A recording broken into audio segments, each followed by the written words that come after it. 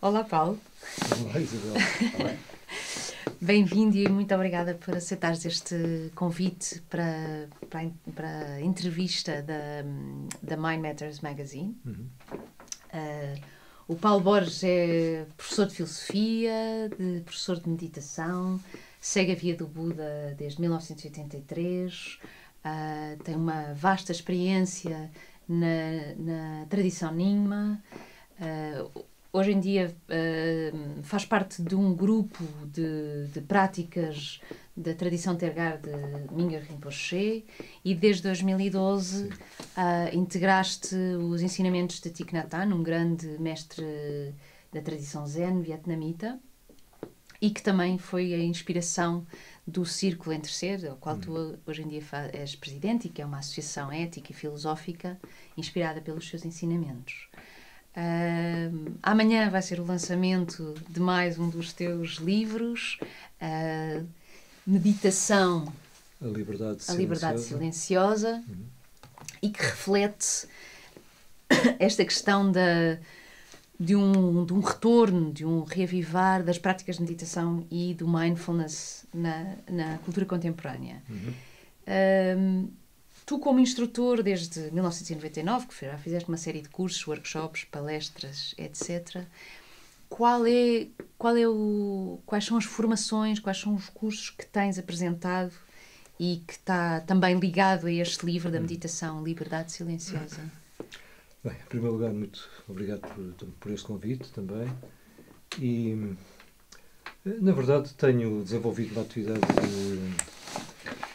enquanto praticante e pensador que reflete sobre o fenómeno da redescoberta da meditação pelos ocidentais, mais evidentemente desde há 20, 30, 40 anos. Não é?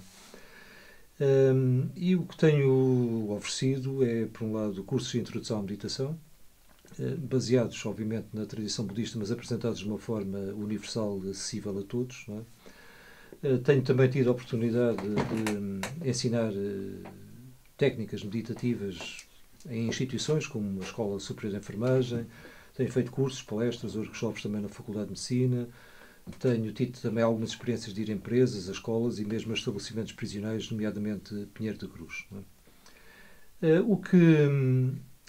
E neste momento, desde há 2 anos, propus e foi aceita a criação de uma disciplina de Filosofia e Meditação no próprio currículo da Faculdade de Letras, portanto, no curso de Filosofia, mas é uma disciplina opcional para todos os cursos da faculdade.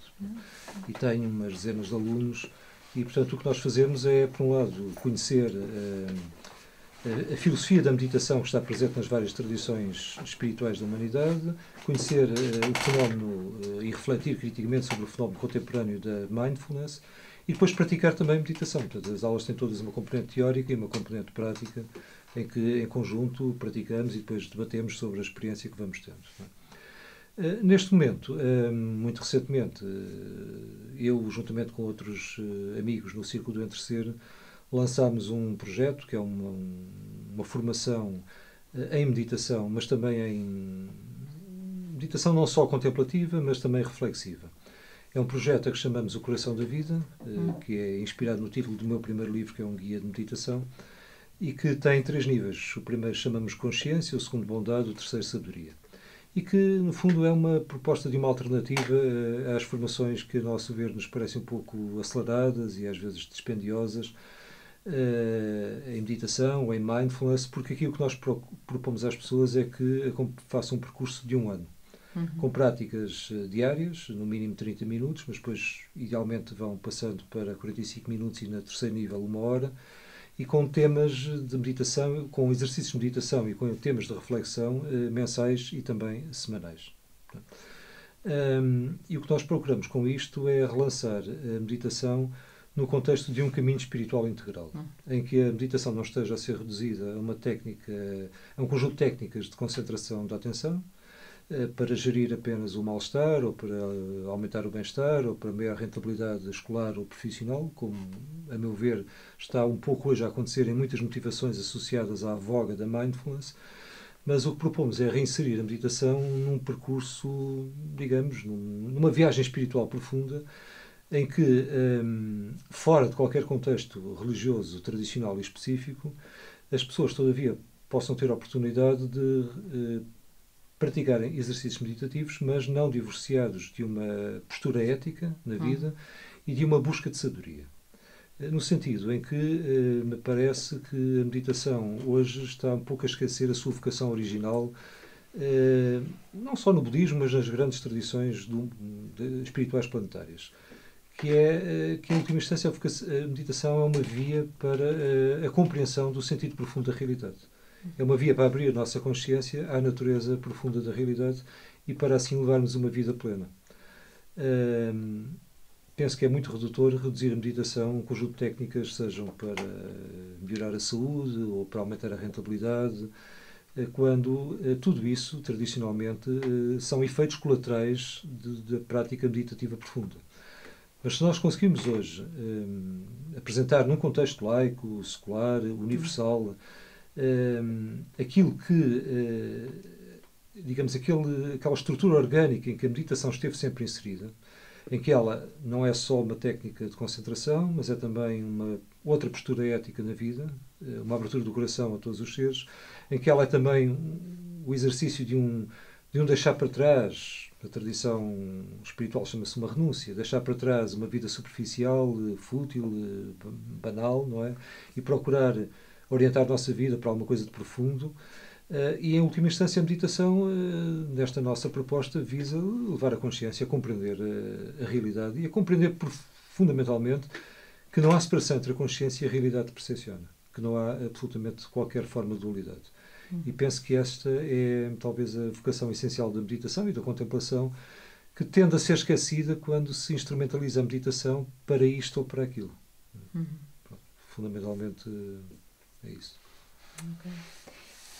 Tu, como coordenador deste seminário permanente da Vita Contemplativa, que debate esta entrada das práticas contemplativas na cultura contemporânea, tem trazido exatamente a debate esta questão que já levanta polémica, não é? Que é o papel do mindfulness na nossa sociedade. Quais têm sido as tuas... Já disseste muitas coisas, mas quais têm sido as tuas observações e conclusões, tendo em conta que o mindfulness realmente vem da prática budista, vem da tradição budista, tem esta vocação de chegar a muita gente que não pretende imediatamente entrar no caminho espiritual, não tem o propósito ou o objetivo de um aprofundamento espiritual, mas sim de um alívio da dor, de um alívio do mal-estar, e que em si pode ser uma primeira motivação. Quais são as conclusões que retiras destas conferências? Bom, esta iniciativa tem cerca de 2 anos e meio. Realizamos vários colóquios em Coimbra, em Lisboa, em Évora, tem-se repetido anualmente. E, obviamente, isto é um processo de reflexão em aberto. Portanto, o objetivo deste seminário permanente, Vida Contemplativa, que tem como subtítulo Práticas Contemplativas e Cultura Contemporânea, é refletir sobre todos os sentidos, sobre todas as implicações e consequências que tem esta redescoberta atual da meditação pelos ocidentais. Uma das coisas que nós temos, analisado é que hoje está a ser, de algum modo, redescoberta a partir do Oriente, em particular do Oriente budista, alguma coisa que sempre esteve presente na cultura ocidental, nas suas raízes gregas, romanas e depois cristãs, mas que foi esquecido, porque havia exercícios de meditação. Aliás, a palavra meditação não vem do Oriente, vem da meditatio latina, que traduz um termo grego que é melete, que fazia parte dos exercícios espirituais e filosóficos de muitas das grandes escolas filosóficas da antiguidade grega. Os gregos tinham palavras como prosoke, que literalmente quer dizer atenção plena. Melete quer dizer meditação, um exercício de cuidar ou de tratar, de dirigir a mente para cuidar de si próprio, por exemplo. A palavra meditação vem de um verbo latino que é medere, quer dizer tratar de, cuidar de, e vai também dar medicina. Portanto, a meditação a palavra não vem do Oriente. Portanto, houve uma tradição de meditação na cultura grega, romana, nos primeiros séculos do cristianismo, mas depois foi relegada para os mosteiros e de algum modo o grande público ficou apartado desses exercícios meditativos e contemplativos. Hoje em dia, a civilização, o ciclo de civilização em que estamos a viver, sobretudo enfatizado desde os descobrimentos, desde o surgimento de uma atividade comercial mais intensa, desde a Revolução Industrial, é um ciclo de civilização acelerada, onde os grandes valores tornaram-se os valores do trabalho, da produção, do consumo, e se leva inevitavelmente àquilo que um pensador coreano que ensina numa universidade na Alemanha, o Byung-Chul Han, chama a sociedade do esgotamento e do cansaço. E, portanto, é mais do que compreensível, não é, que uma sociedade de pessoas esgotadas, cansadas, tristes, deprimidas, insatisfeitas com a vida, não é, mas freneticamente e compulsivamente em busca da felicidade em todas as direções, sem nunca a encontrarem, e até encontrando o oposto disso, não é, que de repente descubram alguma coisa como a paragem meditativa, não é, e descubram que isso é ótimo para reduzir o seu mal-estar, a sua insatisfação, e para atenuar, pelo menos, algumas das consequências dos nossos ritmos de vida, que são a depressão, o esgotamento, já disse, o cansaço, não é? E, portanto, e por vezes mesmo a somatização disso, enfim, a tradução disso em dores emocionais, em dores crónicas, em doenças de todo o tipo, não é? E, portanto, compreende-se perfeitamente que John Kabat-Zinn, não é, ao fazer, como ele reconstitui num texto que eu agora reli recentemente, 2013, ao fazer um retiro budista, não é? De repente, num dos intervalos do retiro, tinha tido um insight, ele disse que durou cerca de 10 segundos, em que ele de repente viu e anteviu tudo o que poderia acontecer se ele apresentasse aquelas técnicas de meditação que ele estava a praticar, num contexto budista, mas despidas de qualquer roupagem cultural e religiosa budista, e se as tornasse acessíveis, primeiro que tudo, a pessoas que sofriam de depressão e de dor crónica. E então foi precisamente essa a sua intenção.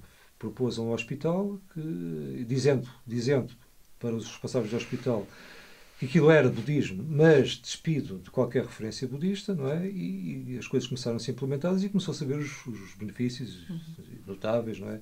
Que isso trazia em termos de diminuição da dor, da depressão e de aumento da satisfação, do bem-estar, etc. E, obviamente, que a intenção de John Kabat-Zinn é boa. No contexto, ele, nesse texto que eu estou a recordar, de 2013, diz que ele assumiu sempre aquilo como passar o budismo para o mainstream, mas, por isso mesmo, não falando de budismo, não é? E, portanto, a sua intenção, obviamente, é uma intenção positiva. No fundo, em termos budistas, isso é o que se chama um meio hábil, o paya. Portanto, é um exercício de compaixão. Portanto, se as pessoas não estão disponíveis para ouvir falar de budismo, mas estão disponíveis para se sentarem e acalmarem a mente, acompanhando a respiração, etc., e se isso é benéfico para elas, por que não? Não é? Agora, o que me parece, enfim, e algumas das pessoas que me têm acompanhado nesta reflexão em conjunto, neste seminário de vida contemplativa, é que com os imensos benefícios que a mindfulness traz, a secularização da meditação traz, não é? Também podem vir ou podem estar a surgir, obviamente, muitos riscos e algumas desvantagens, não é? E, fundamentalmente, a meu ver, esses riscos e desvantagens têm a ver com o facto de se extrair de um organismo, não é, alguma coisa, as técnicas meditativas, quando nós sabemos que, quer na tradição budista, quer noutras tradições onde a meditação está presente, ela é inseparável da ética e da sabedoria. E que, como nos textos budistas claramente se diz, quer dizer, não se pode sequer dizer que há atenção plena e que a atenção plena produz todos os seus benefícios se não houver uma visão do mundo em que nós, por exemplo, não nos vemos separados dos outros, não é? Em que nós não estamos fechados sobre nós próprios e egocentrados, e em que não haja, ao mesmo tempo, uma proposta de uma ética de amor, de compaixão, de empatia, não só para com os outros seres humanos, mas para com todos os seres vivos e até para com o planeta como um todo. Não é? Portanto, quando se apresentam técnicas meditativas a pessoas que, à partida, estão dominadas pelo que no budismo se chama as 8 preocupações mundanas, o apego ao ganho e o não querer perder, o apego ao prazer e o não querer a dor, o apego ao elogio e o não querer a censura, o apego ao sucesso e a aversão ao insucesso, é inevitável que muitas das pessoas adiram à prática da meditação e continuem a praticar motivados egocentricamente. Não necessariamente para se libertarem daquilo que, no fundo, é a causa dos nossos maiores problemas, que é o sentimento de separação entre nós e os outros, mas para promoverem a sua própria vida, tornarem a sua vida mais livre de desvantagens, de incómodos, de dificuldades e promoverem o bem-estar. E promoverem o bem-estar muitas vezes identificado com o sucesso material, com o enriquecimento, com a maior eficácia, com a maior produtividade, seja escolar, seja empresarial. Não é? E, portanto, hoje vemos essas aplicações da mindfulness que estão a disparar em todo o lado, não é?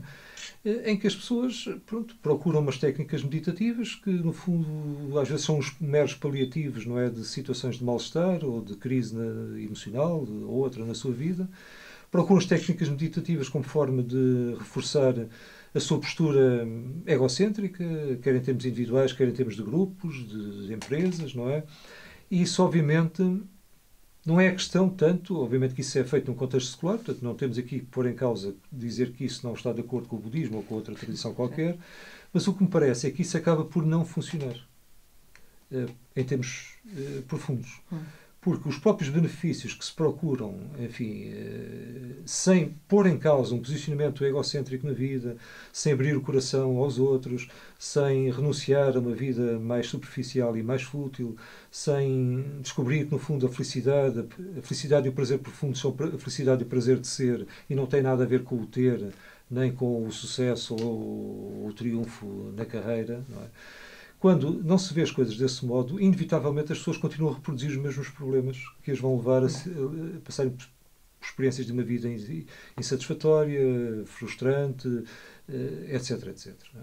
Portanto, o que me parece é que, se calhar, John Kabat-Zinn, com toda a boa intenção que teve, talvez não tenha tido, isto é a minha perspectiva muito pessoal, não é? Talvez não tenha tido uma perspectiva... Talvez tenha faltado alguma sabedoria, porque se calhar é inevitável a secularização.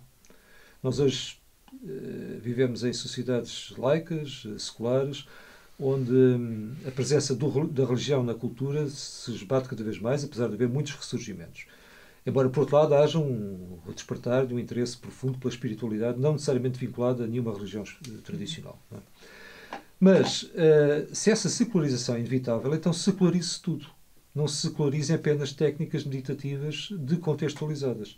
Secularize também aquilo que faz parte, por exemplo, de uma via espiritual profunda, que é o ideal de renúncia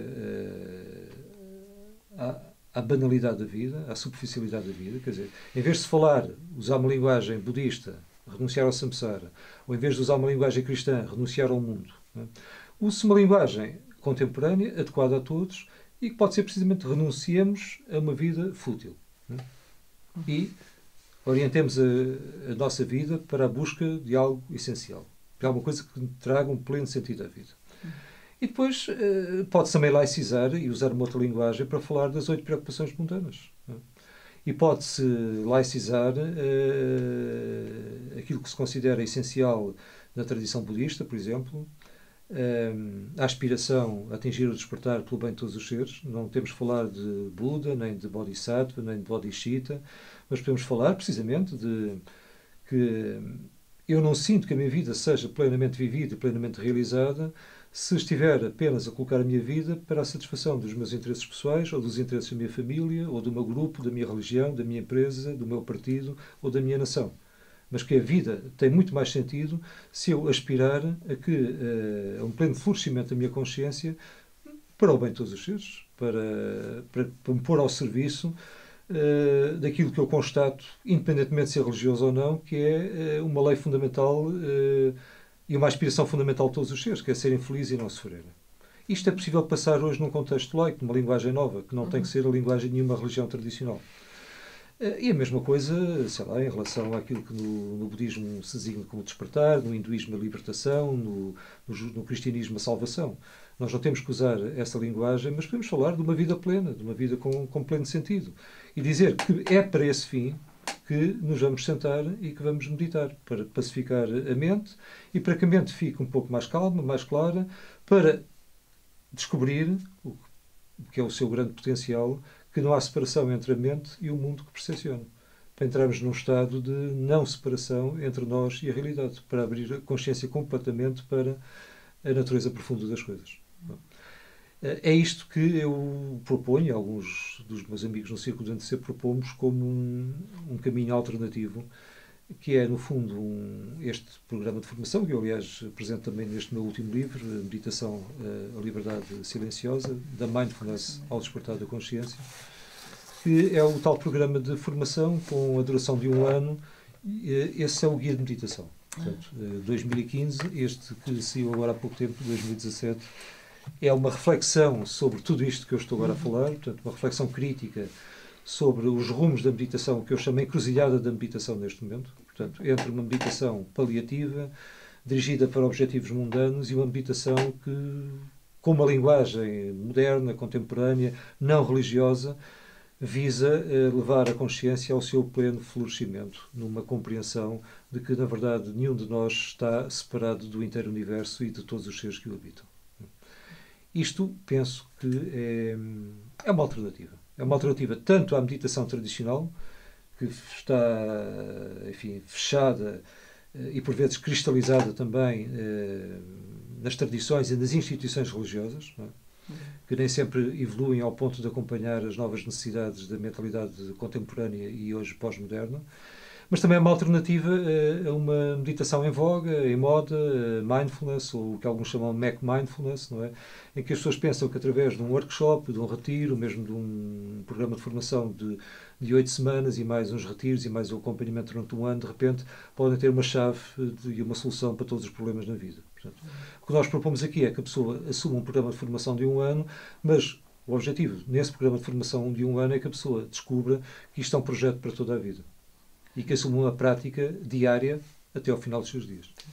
E que não é um negócio. E que não é um negócio. E que não é um negócio. Porque nós procuramos oferecer isto da forma mais acessível possível. Quer dizer, não vamos agora aqui falar de valores, mas para já há um princípio básico que mantemos e que mantenho sempre nas minhas atividades, é que uma real indisponibilidade financeira não é impeditiva. Portanto, as pessoas que não têm recursos podem e não ficam de fora. Não é?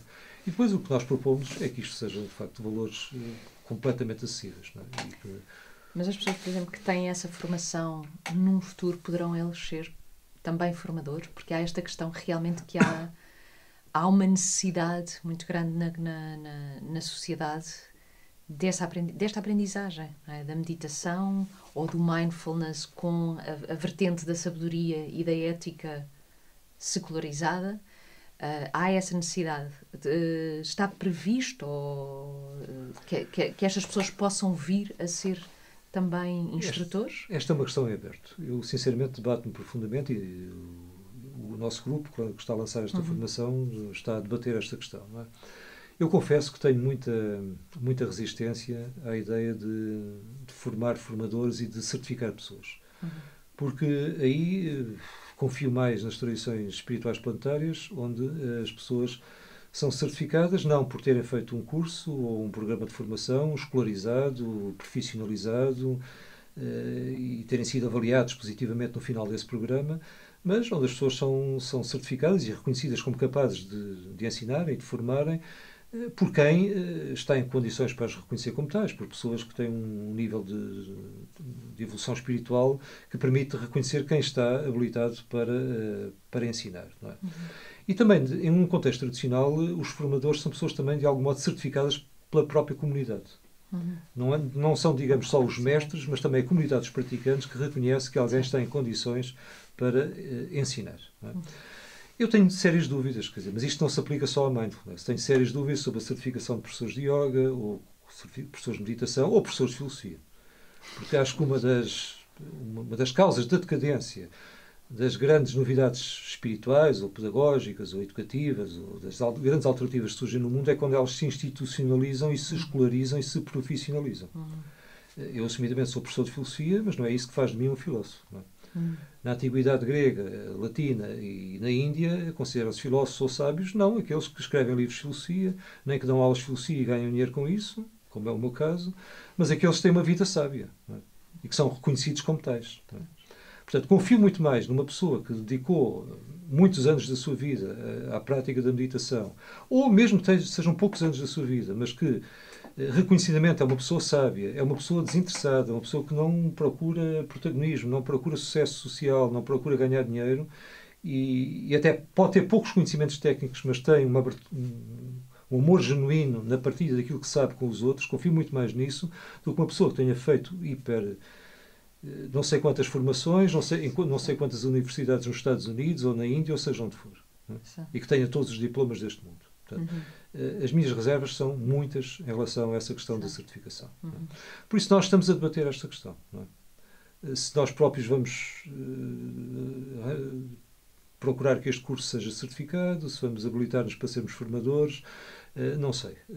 Sinceramente, neste momento, não sei.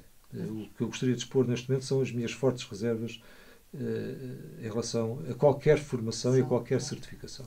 Porque essa também tem sido um dos temas fulcrais neste debate, não é? A forma como facilmente várias pessoas se tornaram claro, formadoras. Não havendo certificações mais rigorosas, eu no outro dia vi uma proposta, que parece que workshops em todo o país, não é? De norte a sul, um fim de semana, e as pessoas faziam um fim de semana, umas horas de formação e depois assumiam 5 minutos de prática por dia e, passado algum tempo, recebiam um diploma que os habilitava a serem formadores de formadores. Não é? E estavam inscritos num site, professores de meditação e não sei o quê. Portanto, se calhar há que encontrar aqui um caminho no meio entre uma coisa e outra. Não é? Mas penso que isso é uma questão em aberto e uma questão muito melindrosa. Muito ligada. Muito melindrosa. E Thich Nhat Hanh tem sido o mestre que tem inspirado também o Círculo Entre Ser.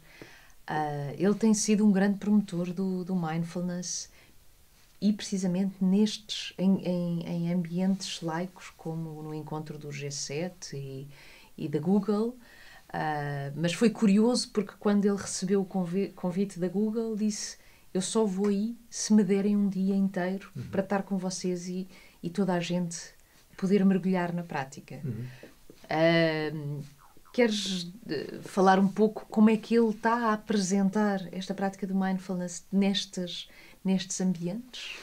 Bem, eu penso que Thich Nhat Hanh, como qualquer outro mestre, como qualquer sábio, obviamente não se recusa a qualquer convite que lhe dirijam, desde que estejam reunidas as condições mínimas para que ele possa fazer passar a sua mensagem. E a sua mensagem, obviamente, para os administradores, os diretores de empresas, para os responsáveis económicos que ele se dirigiu, enfim, é obviamente que eles usam a meditação não propriamente para ganhar dinheiro, mas para serem felizes e contribuírem para que os outros sejam felizes. Não é? E que, por exemplo, aqueles que estão a trabalhar em novas tecnologias, não é? Verifiquem, usem a atenção plena para verificarem, e esta é uma das grandes propostas do budismo comprometido de Thich Nhat Hanh, não é? É que a atenção plena não é só a atenção plena ao corpo, às sensações, à respiração, aos pensamentos, mas é a atenção plena a tudo o que nós fazemos e ao impacto de tudo o que nós fazemos sobre a vida dos outros e sobre o planeta. E, portanto, uma das coisas que ele disse, penso que foi aos responsáveis da Google, agora não tenho certeza, mas foi precisamente vocês que estão a criar novas tecnologias, vejam para que é que estas novas tecnologias vão servir. Se estas novas tecnologias, por exemplo, vão separar mais as pessoas de si próprias, das suas famílias, dos outros, se as vão desconectar mais, ou se é possível vocês usarem a vossa criatividade e a vossa perícia para criarem tecnologias que eventualmente possam aproximar as pessoas, possam reconectar as pessoas consigo e umas com as outras, em vez de as distraírem e de as isolarem umas das outras. Portanto, lembro-me agora que foi uma das propostas que ele lhes fez. Não é? E depois disse coisas também como, enfim, se nós meditarmos para sermos felizes, no sentido da felicidade profunda, se meditarmos para descobrirmos que a felicidade não depende do sucesso, do ganhar muito dinheiro, da riqueza, do poder, etc., a meditação, se nos levar à felicidade profunda, nós nunca podemos ser vítimas disso. Mas se meditamos apenas para termos mais sucesso, podemos ser vítimas do nosso sucesso. Isso é uma coisa que eu retive da mensagem que ele passou a essas pessoas com as quais se encontrou. Portanto, obviamente, o que Thich Nhat Hanh e outros mestres de meditação contemporâneos tentam fazer é aproveitar esta visibilidade da meditação, por via também da mindfulness e do seu reconhecimento científico, não é? Para tentarem passar quais são os valores profundos que estão tradicionalmente associados à meditação. embora usando uma linguagem que não é a linguagem de nenhuma religião em particular, precisamente para poder chegar às pessoas e para poderem ser compreendidos e as suas propostas poderem ser minimamente, enfim, aceites por quem as está a receber. No fundo era aquilo que há pouco dizias, que a sabedoria e a ética têm que acompanhar estas técnicas de meditação. Sim. Com uma linguagem mais acessível ou laicizada. Sim, laicizada. Há pouco, agora estou-me a relembrar, não sei se posso voltar a uma questão logo no início. Perguntaste-me como é que eu apresentava a meditação num contexto laico. Não é? Por exemplo, acho que num contexto de saúde, em vez de focarmos a meditação, fazermos da meditação um instrumento para diminuir o mal-estar ou ajudar a recuperar melhor da doença, quer dizer, uma coisa que se pode transmitir é que a meditação é uma via para a saúde plena. E que a pacificação e o despertar da consciência são as bases para uma saúde profunda. E que a saúde profunda não é apenas o contrário da doença. É alguma coisa que está antes de haver doença e que é reconectando-nos com essa saúde profunda que nós eventualmente podemos recuperar mais facilmente de qualquer problema de saúde ou de qualquer doença. Não é? Num contexto escolar, também é possível transmitir que, no fundo, não é tanto a meditação que se deve pôr ao serviço da maior rentabilidade escolar, mas a escola vai beneficiar se reconhecer que não há educação fora de uma cultura meditativa, que a cultura meditativa é a educação. Quer dizer, que não há uma educação, ou não há uma formação profunda do ser humano fora de uma cultura meditativa, de uma cultura da atenção plena a tudo o que se passa em nós e à nossa volta. Sei lá, num contexto empresarial, pode sempre dizer que aquela eficácia que tanto se procura não é nada comparada com a eficácia de uma mente feliz por haver descoberto a experiência da simplicidade de ser. E do sentido de comunidade também. E do sentido também de comunidade, de pertença, de solidariedade, etc. Num contexto prisional, eu tive a oportunidade de fazer isto em Pinheiro da Cruz. Obviamente, podemos passar sempre que, apesar da liberdade física, exterior, liberdade de movimentos ser agradável e desejável, que não é o facto de alguém estar recluso durante algum tempo na sua vida, ou durante 10 ou 15 anos, como foi o caso do recluso a que eu me dirigi, que nos impede de sermos livres interiormente. E que a meditação pode levar-nos a descobrir que há uma liberdade interior que não depende de nós podermos ou não circular livremente em termos físicos.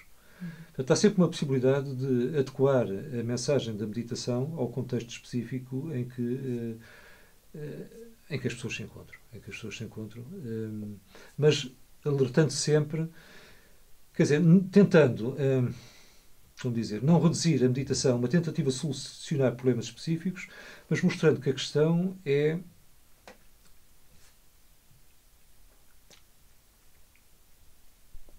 como dizer, agora eu diria que não é, talvez isto, agora voltando ao que eu pouco estava a dizer, não é?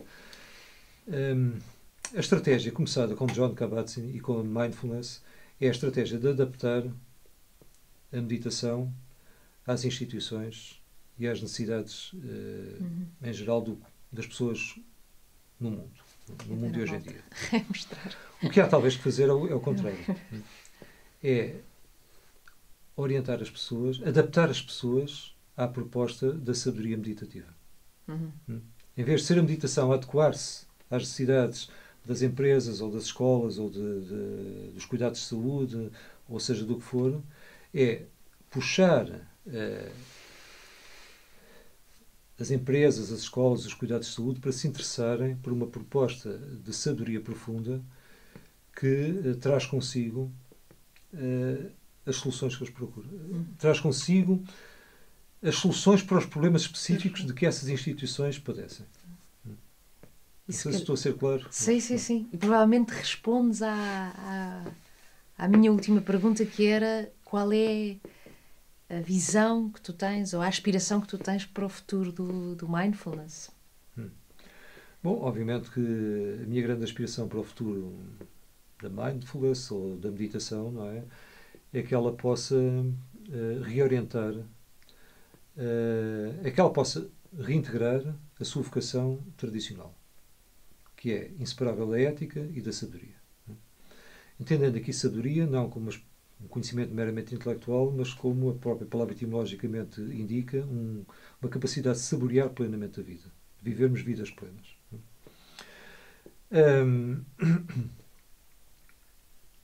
Com isso, penso que a meditação pode também contribuir profundamente para o novo ciclo de cultura e de civilização, em que a matriz seja um despertar da consciência para a não separação entre nós e o mundo, entre nós e os outros, entre nós e os seres vivos, entre nós e a Terra, entre nós e o planeta, entre nós e o cosmos. Não é? Eu penso que a nossa civilização dominante está baseada num alicerce ilusório e, por isso mesmo, muito frágil, que é o de haver uma real separação entre a consciência e a realidade que percepciona, entre o eu e o outro, entre o sujeito e o objeto. Não é? E penso que, e essa é a minha maior esperança em relação à meditação, é que a meditação possa levar as pessoas, sejam aquelas que a procuram com um interesse espiritual profundo, sejam aquelas que a procuram apenas, pelo menos no início, para gerirem melhor o mal-estar ou ter uma vida um pouco mais harmoniosa ou ter um pouco mais rentabilidade escolar ou profissional, que elas encontrem na meditação o que eu chamo, também neste último livro, uma espécie de cavalo de Troia.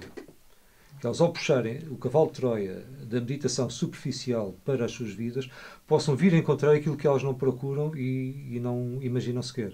Que são estados de consciência menos dualistas, mais empáticos, mais amorosos, mais compassivos, e que isso seja uma reviravolta completa nas suas vidas.